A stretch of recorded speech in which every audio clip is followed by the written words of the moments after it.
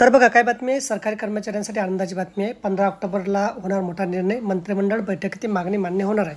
सरकारी कर्मचाऱ्यांसाठी एक महत्त्वाची बातमी समोर येत आहे, ते म्हणजे सरकारच्या 1 कोटीहून अधिक कर्मचारी आणि पेन्शनधारकांसाठी यंदाची दिवाळी अतिशय गोड ठरणार आहे, कारण की पुढच्या महिन्यात त्यांची एक मागणी पूर्ण होणार आहे। सूत्रांच्या माहितीनुसार 8व्या वेतन आयोगाअंतर्गत कार्यरत असणाऱ्या सरकारी कर्मचाऱ्यांना तर पेन्शनधारकांना पुन्हा एकदा डी वाढीची भेट मिळणार आहे। महत्त्वाची बाब म्हणजे महागाई भत्ता वाढीचा निर्णय नेमका कधी होणार यांची संभाव्य तारीखसुद्धा समोर आली आहे। 15 ऑक्टोबर 2025 रोजी मंत्रिमंडळाची एक महत्त्वाची बैठक संपन्न होणार आहे। या बैठकीत सरकारी कर्मचाऱ्यांचा आणि पेन्शनधारकांचा महागाई भत्ता वाढवला जाणार आहे। यासाठी महागाई भत्ता जो आहे यावेळी तो 3% वाढ होणं अपेक्षित आहे। सध्या कर्मचाऱ्यांना 55% दराने महागाई भत्ता मिळतो आहे। ऑल इंडिया कन्झ्युमर प्राईस इंडेक्सच्या जानेवारी जुलै जूनमधील आकडेवारीच्या आधारे डीएमध्ये 3% वाढ निश्चित झाली। यानुसार महागाई भत्ता 58% वाढणार आहे।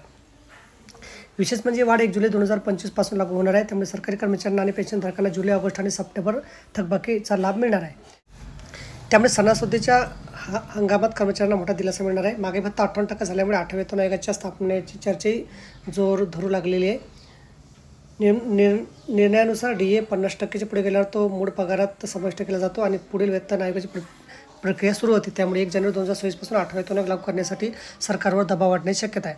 सणासुदीच्या पार्श्वभूमीवर होणारी वाढ कर्मचाऱ्यांना आर्थिक स्थैर्य देणार असून वाढत्या महागाईच्या दबावाला तोंड देण्यासाठी मोठा दिलासा ठरणार आहे। पण अजूनच सरकारमधील कोणत्या नेत्याने 15 ऑक्टोबरला याबाबतचा निर्णय होणार अशी माहिती दिलेली नाही। तर बघा, अशा प्रकारे अत्यंत महत्त्वाची माहिती आपल्याला समजली असेल। व्हिडिओसुद्धा आवडला असेल लाईक करा, शेअर करायला विसरू नका। धन्यवाद।